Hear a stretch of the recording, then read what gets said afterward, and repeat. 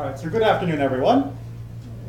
So we have a very special treat for me today because I get to be a student. My mother, Charlene Neely, who is visiting, has agreed to do a presentation on Israeli history in honor of Israel's upcoming Yom Ha'Atzmaut celebration, Israel's Independence Day. And so she's going to make a presentation which we're calling From Herzl to Hatikva. From Herzl to Hatikva, from the earliest Zionist aspirations through to the actual establishment of the State of Israel. So without further ado. Yeah, right. Okay, he didn't mention that it was last night and he was sneezing terribly and, and the mother instinct. I said, can I do something for you? You know, can I help? This is better than chicken soup. It is better than chicken soup. Okay. I should let you know some of my background is that I was involved, or I'm a life member of Hadassah, if anyone here happens to belong to Hadassah. And I went to Israel as a teenager through Hadassah, through their youth movement. And then I led a tour to Israel, a national tour to Israel through their youth movement when I was in college. And then I went to Israel as a volunteer for the Six-Day War and worked during that. So being involved with Israel and Zionist history was really part of my whole Jewish experience growing up. I should say growing up from the age of 15. So it was a central part of my Jewish identity. And because I belonged to a Zionist organization, I was able to meet, because I was on the national board eventually of that Zionist, of Hadassah's youth commission, I was able to meet people, women who were legends of leadership and abilities, just far beyond anything that we could imagine at that time women achieving. When my parents went to New York in '66 and we went through the Hadassah building with my dad, and when we walked out, my dad says, you know, if these women ever truly got organized, they'd run the world. He said, because he was just blown away by how great they really are. But the Zionist movement is really a movement that's only just over 100 years old. We tend to think of Zionism in many cases as being always there, that once Jews were expelled from the land of Israel after the Bar Kokhba rebellion, that the majority of Jews lived in Europe and North Africa and Middle Eastern countries, and we were dispersed in this diaspora. And there was always a longing to go back. And people have defined, unfortunately, the longing to go back with being Zionist. But Zionism is really a very contemporary, something that is 100 years old is contemporary for me, okay, as a historian. So it's a very modern idea. And it's a very interesting idea that grew out of European Jewish experiences. There was, for example, you would have Jews who would go back, let's say they would write beautiful poetry in Spain, like Yehuda Halevi, and go back to Israel. But they went there not to establish a Jewish state, not to establish a Jewish center, but to die in the Holy Land, to just see it once and die.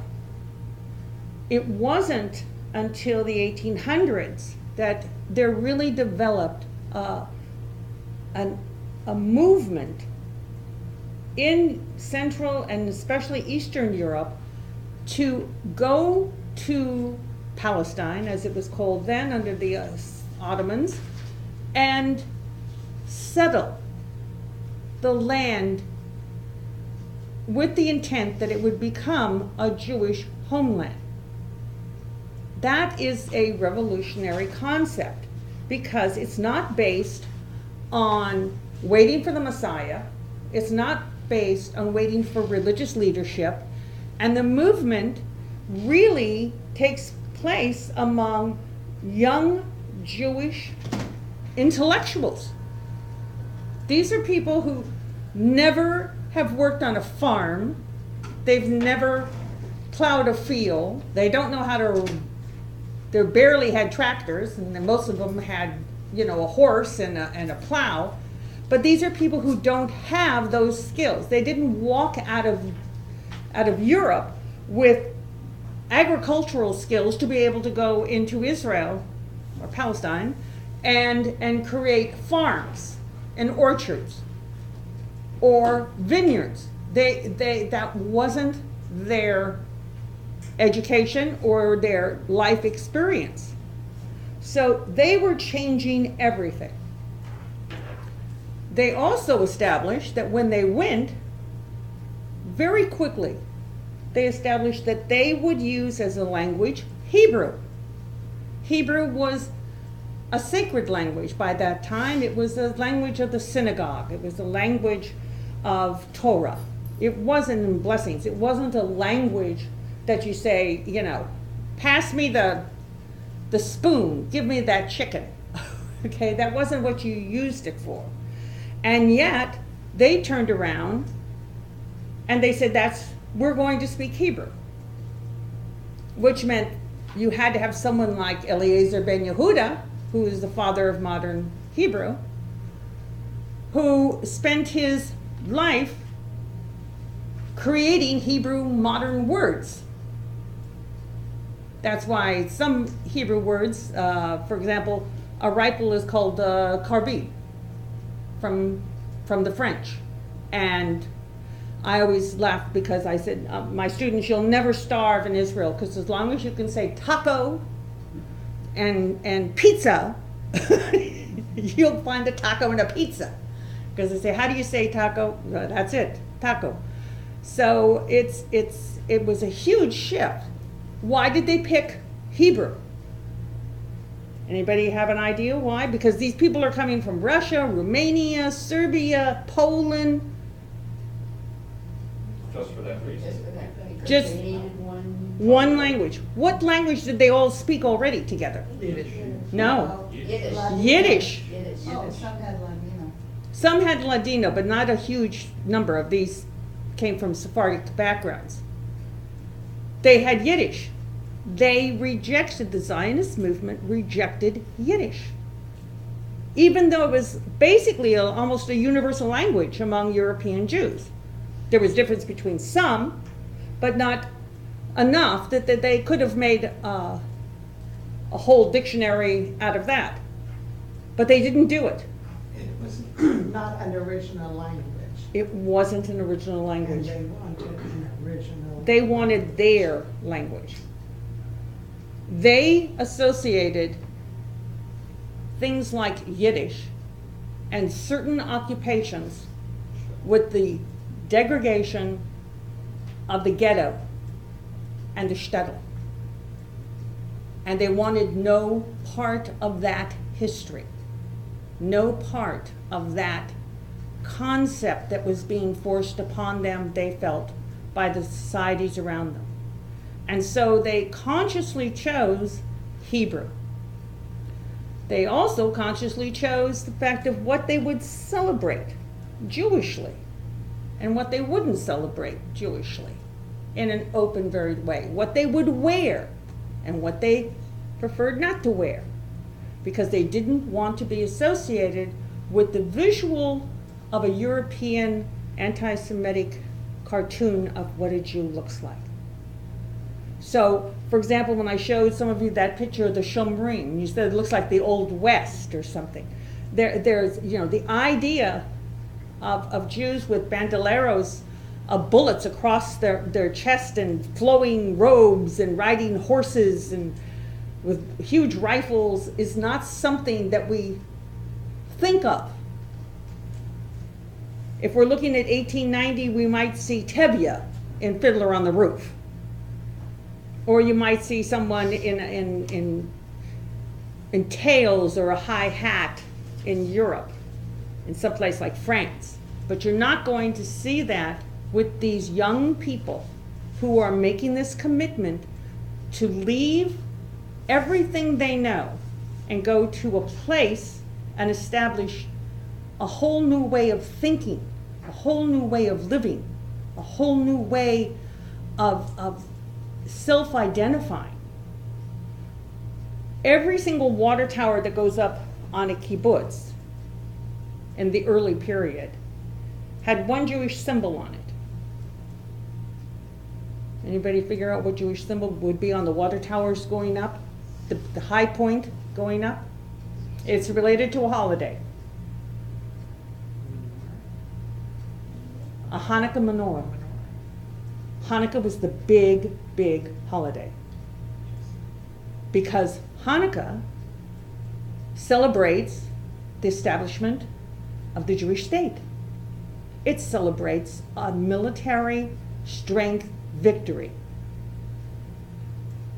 It was that holiday that they stuck to, and they said, that's the image that we want to create. That's the image that we want to follow.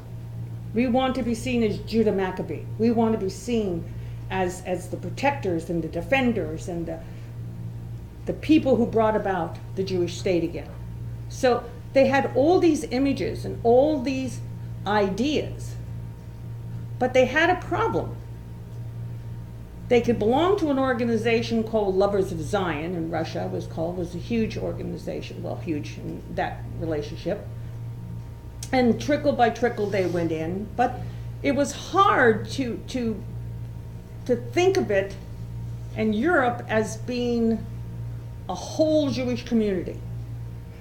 Those of you who are old enough probably remember a time when there were people who would say, I'm a Litvak, and you're a Galicianer, and you're a, and each little Jewish community would always put down some other Jewish community because they had more scholars, or they had less scholars, or they were better at something, and this one was better. The concept of Am Yisrael, the people of Israel, all over the world having a common goal, was really not strongly emphasized nor felt by the Jews of Europe and North Africa and the Middle East.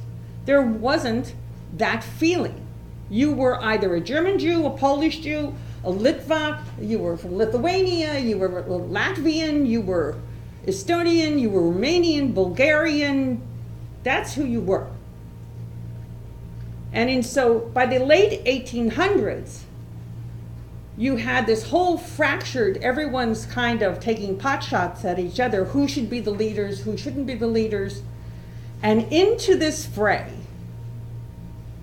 you have an event happen in Paris. And even though some historians and biographers are saying today that maybe Herzl didn't quite get as influenced as we thought earlier, in his diaries he does make mention of it, which was the Alfred Dreyfus trial. Okay? Anybody here know about the Dreyfus trial? Huh? Yeah. Okay. The big thing about the Dreyfus trial is that Herzl, it was big for France, but Herzl was the chief journalist, reporter for the Austrian newspaper in Vienna, which is like for the New York Times for all of Europe. And he was the station head of that paper in Paris. So he went to cover the Dreyfus trial, and he witnessed the degradation of Dreyfus. There was a public degradation of Dreyfus where he was marched around. There were huge crowds around this perimeter of a fence of the military installation. He was a captain in the French army, and they did the whole thing that we now see repeated in movies. They tore off his epaulets, threw him on the ground, tore the buttons off, threw him on the ground, took out his sword, broke it in half, threw it, and then they dragged him around so that the crowd could scream and yell. The crowd, which is French, and by this time, this is like in 1894, in this time, French Jews were the only people in Europe who actually had citizenship in a country. They were actually French. So they believed, the French and the Jewish French community gave up a whole lot of things so Napoleon would recognize them as being Frenchmen first and Jews second. So this was considered, France was considered the most liberal, accommodating, non-anti-Semitic community in Europe.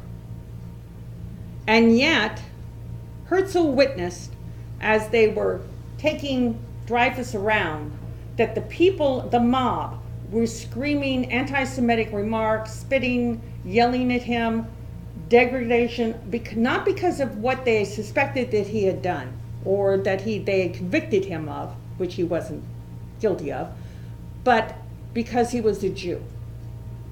And that was the torment of the mob. So that's 1894. In 1896, Herzl writes an 86-page little pamphlet called the Judenstaat. Is that good German? It's okay? It's not good, but okay, the Jewish state. And the world changes. The whole Jewish world changes. Now, can you imagine, he's an assimilated Hungarian Jew, involved in the secular world. He writes a pamphlet that is instantly gobbled up by the leadership of all of these various countries, all of the various opposing parties, and they lock onto it by criticizing it, but some elements of it, but by absolute jubilation that somebody has actually written something that everyone is reading. And what is unique about Herzl's book is that he developed what's called political Zionism. There was practical Zionism. Practical Zionism were those guys who got up and went into a settlement and started digging in the dirt in Palestine and forming settlements. They were called practical Zionists. And there were religious Zionists. There were different kinds. They had different ideologies. All of them had the idea of returning to Israel. But the difference was Herzl decided to take it to a totally different level. He took political Zionism into the level of meeting with world leaders. He was the leader of nothing. He calls a World Zionist Congress. The next year, boom, there's a World Zionist Congress in Switzerland, in Basel. And they announce these delegates from all these other little Zionist groups gather together in Basel, and they make a platform. And the platform is to establish in Palestine a Jewish national homeland. 2, to organize world Jewry to think as one, which I would have thought was, it's still a big thing to do. World Jewry to think as one. And it actually happens. Herzl, through contacts, gets an audience with Kaiser Wilhelm of the German Empire and corresponds with him, and even 2 years later, when Wilhelm II goes to Jerusalem for the dedication of that church that we climbed that tower for in 1899, there's a photograph of him shaking hands with Herzl, and it goes into all the international newspapers, that this man who looks a little like Rasputin, okay, has this kind of charisma that he can get meetings with the Grand Vizier of the Ottoman Empire. He was trying to work a deal with the Ottomans that the Jews of Europe would pay off the Turkish debt to all the European countries for the rights to Palestine, a section of Palestine, to establish a Jewish homeland.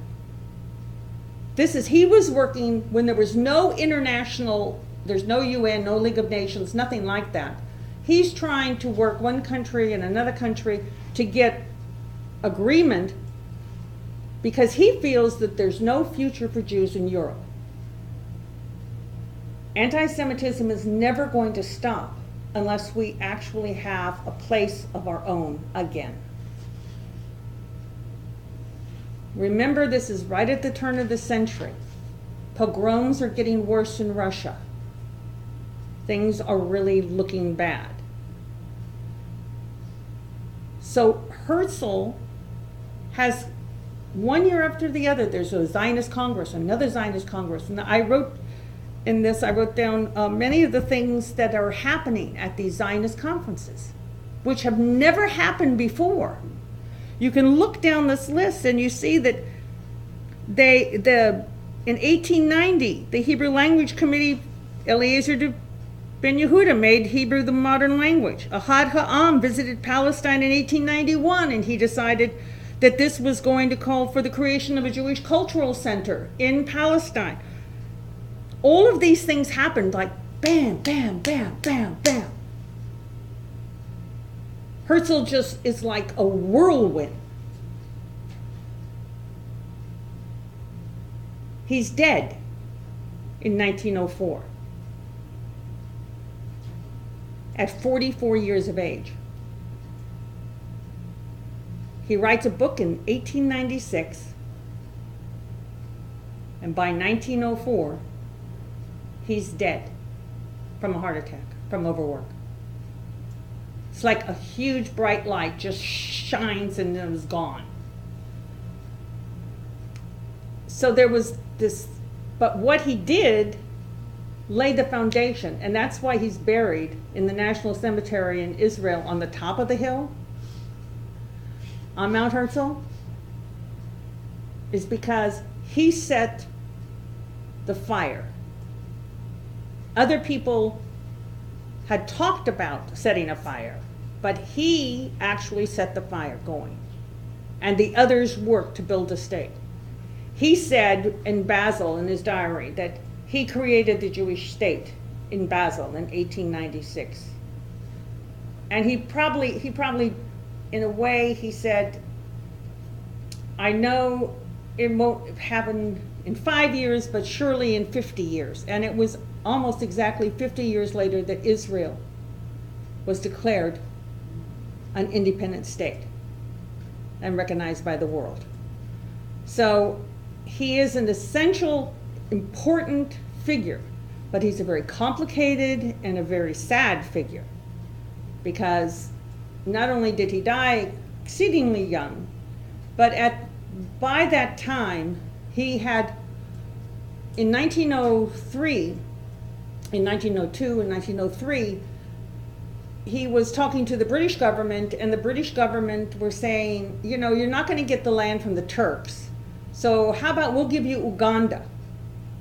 We'll give you Uganda to be the Jewish national homeland. And he was so stressed over the fact that there was, of the pogroms that were in Russia, that he really felt that it was time for Russian Jews to get out. And if that was the only option and they could have it, they should go to Uganda. And that caused a split in the World Zionist movement. The minority followed Herzl in saying, you know, some place is better than no place. And the others said, no, we only have the right to one piece of land. That piece of land. We don't have the right to Uganda. It's not our national homeland. It's not, you know, We're not looking to be colonists someplace. We want to go home. And so there was a split. The next year, Herzl is dead. And of course, then they have to reorganize, and you hit World War I. But all this time, from the time Herzl starts moving, even a little before him, you have young Jews who are leaving Russia and Poland and moving to settle in Palestine, no matter what. Political Zionism, religious Zionism, atheistic Zionism, any other kind of Zionism philosophy, it didn't matter to them. They were moving, they were going. And they were going to work the land. One of the things the World Zionist Congress set up was the fact that we all know what the Jewish National Fund is, right? Okay? They set up the Jewish National Fund, and the Bank Leumi was actually started by the World Zionist Organization. Why? To buy land, so the settlers could settle. So World Jewelry put money in little boxes, little blue boxes, that were turned in, that became millions and millions and millions of dollars and pounds, and they bought the land. But what's really fascinating, and I hope you do know this, is the fact that that land, when you see, like most kibbutzim and moshavim and, in Israel, if you ever see their original papers on their land, the land is owned by the World Jewish Community. That's whose name is on the bottom of the ownership of the land. The World Jewish Community. Did you know that? Nope. Yeah, it's not owned by Kibbutz so-and-so or Kibbutz. The land is owned by the World Jewish Community. That's how they set it up, so that we were one people in the world. We all own a piece of Israel. And our children and our grandchildren. It goes on forever. Because it says, is eternally the property of the Jewish people of the world. That's how it's worded on the trust deed of the land. So anytime you see, like, J&F Forest, anytime you see land that a kibbutz is on, public land, it's all owned by all of us in the world. Now, one of the big problems is that after World War I, when we started to get a rise in immigration coming out of Europe and more people coming, and they needed to buy more land, is that the dedication to the pioneers, we said a pioneer, okay? These people were pioneers. They had, like I said, a specific philosophy. They worked the land themselves. They did not hire workers. When they came into the land before the First World War and right after the First World War, they're filled with, my grandchildren are singing Zum Gali Gali around the house, okay? The pioneer is made for work and work is made for the pioneer. The Aleph Dalet Gordon thing that you have to have your hands in the earth, to feel the power of the land. Connection to God. So you don't work in a store. You don't own a little store, because that's what we did in Europe. You don't want to be a tailor, you want to be a farmer. You don't want to be a cutter of material, a dressmaker. You want to be in charge of the chickens. That's really changing. For men and women, it's changing a whole lot of thinking. And they had to be training each other. Like the first person's in knows nothing, the next he learns something and he teaches the next person something. So they really were very, very dedicated and tremendously focused on what they're doing, because they're looking at a bigger picture. They're looking at creating a state, something that hasn't been in existence for almost 2,000 years. That's what they're thinking they're doing. And that's what they did. But they were directed and focused to do it. So in the 1920s, as they're coming in with all of this fervor and all of this feeling, the Arabs who were working this land before them were workers. They may have been there for 100 years, their family, but they were working for someone who owned this land, who lived in Damascus or Cairo or Beirut or someplace else, who owned thousands and thousands of hectares of land. Big landowners, because they were part of the Ottoman Empire. They were, the wealthiest landowners, and they owned all these huge tracts. So they could run the price up for a rocky, kind of lousy looking piece of land, or a swamp, and the Jews would pay for it. And when the workers who might be displaced, the Arab workers, came to see if they could work, because now the Jewish guy was there, we were singing Zum Gali Gali and saying, no, we're going to work the land. You don't have to work the land. We're working our land. We're going to put our hands in the dirt. We're going to take all the oranges off. We're going to do this. And the Arab worker has now been displaced. This is a problem. You see the beginning of a problem? So who does the Arab displaced worker get angry with? With the person who's working the land he used to work. Is he angry at the very wealthy Arab who's living in Cairo or Damascus or Beirut or something, who sold off his land and didn't even care what happened to the people who had been working that land? No. He's directed to the person that's nearest, the guy who just took over the whole field. So in the beginning of the 20s, you start to see Arab attacks on Jewish settlements. And most of those are really just so much frustration over two people, both of whom have legitimate rights and grievances, but the anger is just boiling over.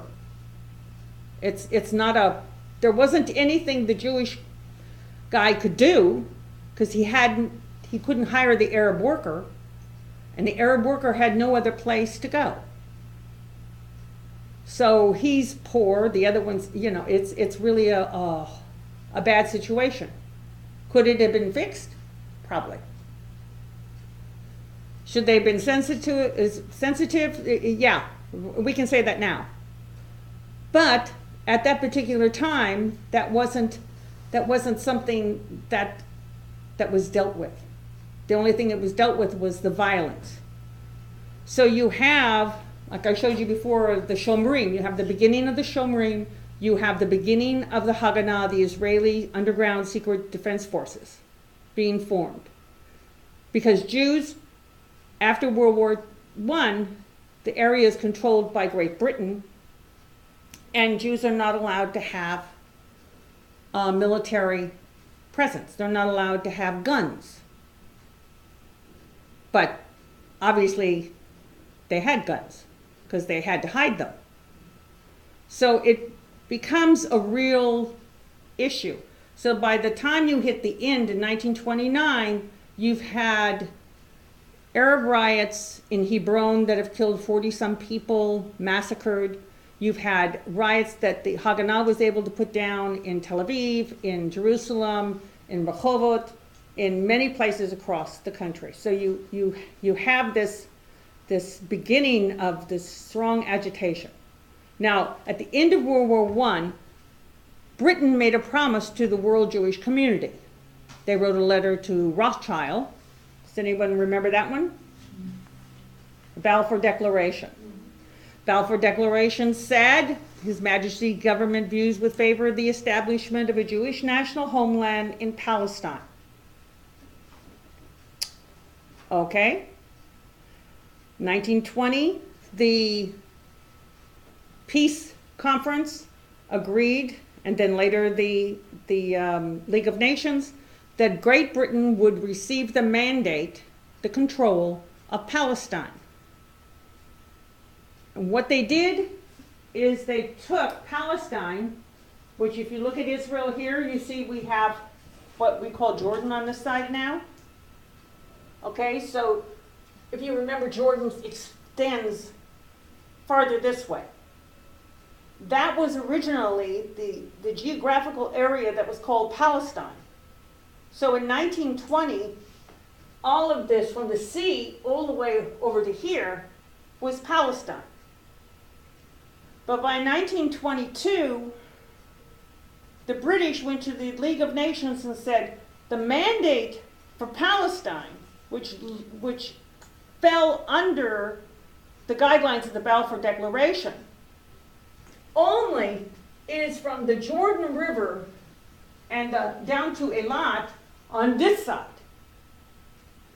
This is now Palestine. This part over here is now called Transjordan, and the British gave it to the Hashemite family for King Abdullah. That family.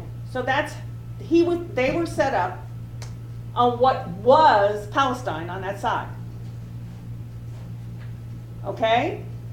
So 3/4 of the country of the area that was called Palestine, because it wasn't a country, it was just a geographical area, went to Transjordan, and this part was left for the mandate to create a Jewish state. And it's very clear. I have at home a copy of the documents that were sent out to foreign offices and things that were the description of what the mandate was. A friend of mine worked in the university library, gave me an actual real copy of what was sent out in 1922. So there's no ambivalence. It says you will create a Jewish national homeland, you will establish a government, you will set up districts for education, you will, do all of these nation building things to create a Jewish national homeland with the help of the Jewish community around the world. That was the mandate. But something else was going on in the 20s, and then we hit the 30s. Why do you think they made this switch? Anybody got any ideas? The Arabs had a bunch of sand and camels. What else did they have? Why was oil important now? They had the same oil 50 years before. Have cars or tanks. Cars, that's right. They didn't have cars and tanks and airplanes. And by people who looked ahead, and you'll see there's a Churchill edition on here in the 20s, that a Churchill white paper that was done that restricted immigration, Jewish immigration, and land buying. Why? Because they knew the future of their military was going to be dependent on oil. So now they're trying to backtrack. Now they have to appease the future potential for their military might is sitting under the ground in those Arab countries. So in the 30s, you look on your timeline in the 30s, and you'll start to see that there's over and over again. We keep creating, and you can read these at home, go detail. We keep creating a national theater, an artist school. The Hebrew University is up in 1929. The same time there's raids in Hebron that are killing people, we're building universities. The Hadassah Hospital is established in 1939. All of these things are going on. We're building a country. And at the same time, we're trying to hold it together. We're building all these institutions into a country, and the mandate is like constantly undermining everything and shifting gears. Now, I should tell you that I said to Josh, you know, my thesis was on the 1939 white paper, all right? Because it called for the partition of Palestine. Does that sound familiar? Into a Jewish state and an Arab state. And that was a long time ago. And it's so sad to see that the same arguments are going on and on and on. And not everyone recognizes the tremendous amount of work that the earliest founders of the state of Israel, the pioneers, did. In this generation, my generation, and the generation after me, and kids today can't really get an appreciation of how these people came out of Europe. They walked into, I was showing Penelope, I said, look, here's Tel Aviv. Have you ever seen that picture of Tel Aviv in 1908? If you pick the most desolate beach you could find in Florida, okay? This is Tel Aviv in 1908, the day they dedicated Tel Aviv. That's the day they dedicated. Okay, have you been to Tel Aviv? Yes.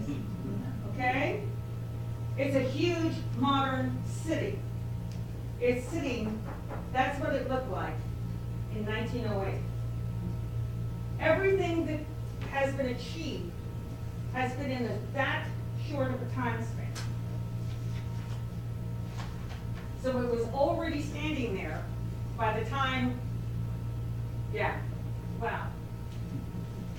And that's like 600, in 1945, the Jewish population was around 650,000 Jews in Israel when it was attacked after it. Remember, Israel announced its independence according to the UN partition, which was based on the 1939 partition. That's why this is where they announced the creation of the Jewish state, in Tel Aviv. Why was that? Jerusalem wasn't part of it. Huh? Jerusalem wasn't part of Israel. Jerusalem was supposed to be an international city run by the UN. Didn't belong to anybody. Okay? So they said you have to have your capital here. So they announced it there. And they got part of the Negev, part of the coastal plain, and part of there by the Sea of Galilee, that were only connected by the Jezreel Valley and the sea down to the Negev. In Gaza, the whole center of what you call the West Bank now, the whole center of the country, and Haifa and Akko all were going to be part of an Arab state. So there were 3 parts Jewish, 3 parts Arab. That didn't happen. It didn't happen because the surrounding 6 Arab countries immediately invaded and a war broke out. And that war, the War of Independence, stopped at a ceasefire, which people now call the Green Line. Okay? That's where the army stopped fighting each other. That's why Israel had all of that. Then it came down. Remember, it went in, it went around Jerusalem, and then it came back, and it went in like this, and it still had Gaza down like that. It was real fun as a kid drawing a map of Israel because you had this, you know. I still have my Junior Hadassah sweatshirt that has the map of Israel on the front of it that looks, you know, like someone took 2 big bites out of it or something. But that was the Green Line. The Green Line was where shooting stopped. There was never, except for eventually the formal agreement after the 6-Day War with Egypt, there was never an agreement, a formal agreement of peace between Israel and any of the other Arab countries. So the Green Line was a ceasefire line. That was your border, was a ceasefire line. Not an actual peace treaty, but a ceasefire line. And a border with the countries that had attacked. Yes. Not with the Arabs who were supposed to be receiving the country through the United Nations mandate. They never were given that option by the attacking countries. No, the attacking countries did not, you know, and there's a great debate over why many of the Arab population left in 48. So that, you know, we're trying, you know, you try to figure out, were there radio broadcasts that said, and newspaper broadcasts to get out of the way, so for the Arab population to move out of the way so the invading Arab armies could sweep across, because they came sweeping up from Egypt and sweeping out of Syria, past the, you know, towards the Golan Heights. Yes, there are records of that. Were there records of, you know, intimidation of Jewish settlers saying, you better get out of here because we're not going to be responsible if, you know, we're just going to shoot anybody who comes, if you look like you're an Arab, you're going to get shot. That happened too. It was a war. And people left because they wanted to get out of the way, because they were being told the Arabs really thought they could overrun and take out in 48. They thought they were going to just roll like a steam engine over them. And that didn't happen. And it didn't happen in 56. And even though most of the world thought it was going to happen in 67, some of you probably remember the 6-Day War, which of course we didn't know at the beginning was only going to be 6 days, okay? That was a moment in Jewish history when a whole generation, a new generation said, no one's going to, you know, if Israel needs help, the whole world could turn against us, but the Jewish world rose up. And that's something that's often forgot. I know for a fact that there were over 10,000 American volunteers, because I served on the committee. There were over 10,000 American Jews who volunteered for the Israeli, to go to Israel as volunteers.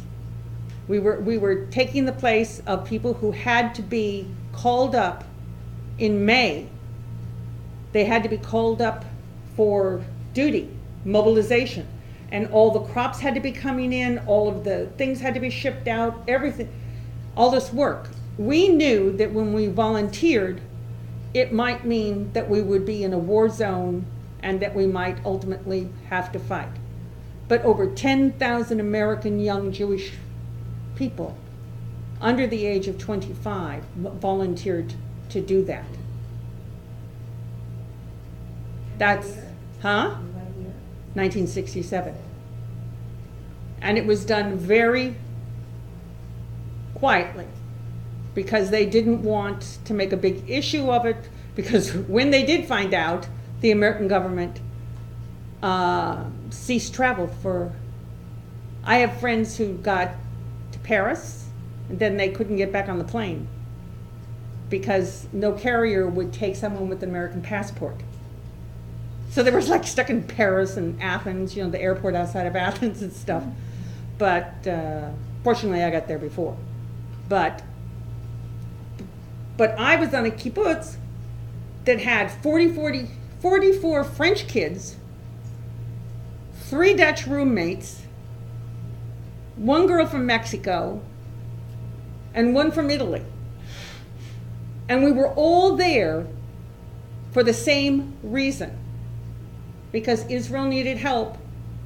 They needed people. And we went. And you know why? What was the underlying motive?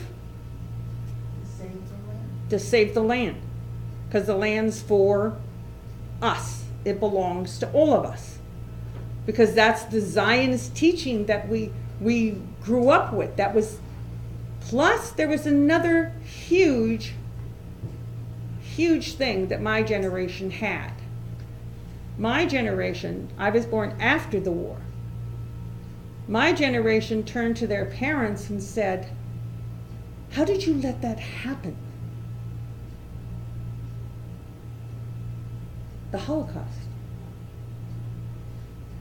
How did you let that happen? Why didn't you do more? And we didn't want our children to say to us, now remember they're in their 20s, I don't have any children, okay? I don't have any children. But we didn't want another generation to turn to us and say, when Israel was at its darkest moment, why weren't you there? Where was all the Jews in the world? So Zionism had put within us a sensitivity that we're part of a Jewish world. We're not a Litvak or a Galicianer, or we're not a German Jew is better than a Polish Jew, or a Polish Jew is better than that, or a Moroccan next to an Iranian, okay? We're all part of a Jewish world. And that Jewish world is centered around this one place where we all call home. Not home like our national home, but an emotional, almost like a genetic memory home. It's hard to explain to other people that you can go someplace and feel at home, that it just feels right. I remember the very first time I went to Israel, and I was waiting for a bus in Jerusalem, and I was looking around, and there was the most unique conglomeration of people, you know, from business to Orthodox to, you know, someone who was dressed like they just came from Iran or something, you know, and they're all, and I'm thinking, everyone at this bus stop is Jewish. Everyone. I mean, unless you grew up maybe in Brooklyn or Crown Heights or something, you never come across that, where every single person who's just at a bus stop is basically somehow your person. You're related. As diversified as we are, we're all one people. And Zionism really taught us that in the 20th century. And I know we say Am Yisrael and we read it, but we don't always feel it. And that's something we have to make sure gets to our children and our grandchildren. That's something we have to do.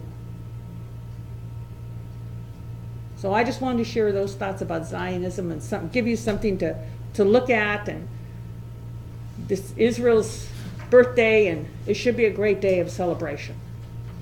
So thank you.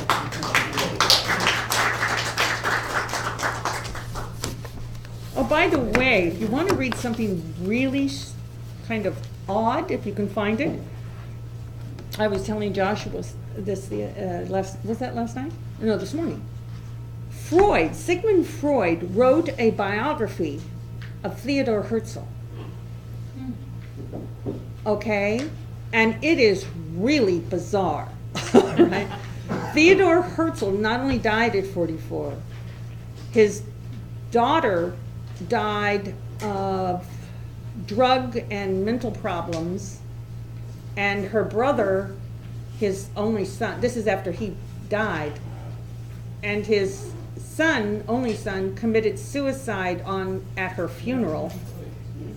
And his next daughter also died of extreme mental problems and institutionalized. And she had managed to have one grandson who lived until 1948, I think it was. And then he committed suicide in Washington, D.C., jumping off a bridge.